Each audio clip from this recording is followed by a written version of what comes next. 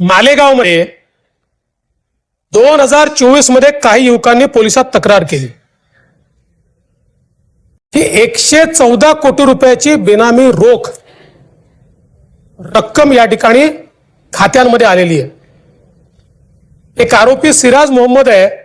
14 लोकांचं pan card आधार card वापरून 14 bank खाती ही नाशिक मर्चंट सहकारी बँकेत मालेगावमध्ये त्यांनी उघडली।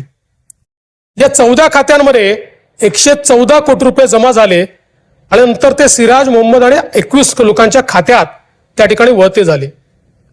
पोलीस ईडी आयकर विभागाने ज्यावेळेस याची चौकशी केली त्यावेळी असं लक्षात आलं की हा व्यवहार एवढ्यापुरतं सीमित नाहीये। 21 राज्यातनं 201 बँक खात्यात 1000 कोटी रुपयाचा व्यवहार झालेला आहे आणि मुंबई नाशिक अशा वेगवेगळ्या शहरांमध्ये पैसे गेले आहेत। यातले 600 कोटी रुपये दुबईला पाठवण्यात आले आहेत आणि यातले 100 कोटी रुपये हे या निवडणुकीच्या काळात वेगवेगळ्या गोष्टींकरता वापरले गेले।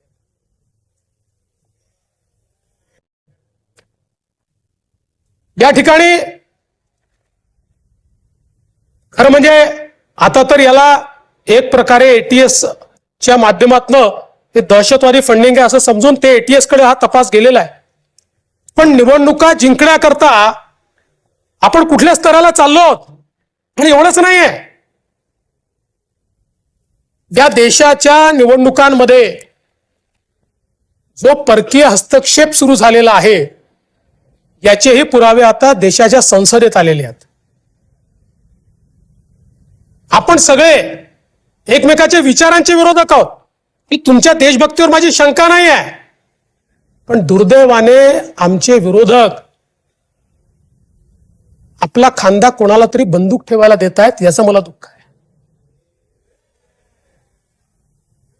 आपला खांद्यावर कोण बंदूक ठेवताय याचा देखील कधीतरी विचार केला पाहिजे।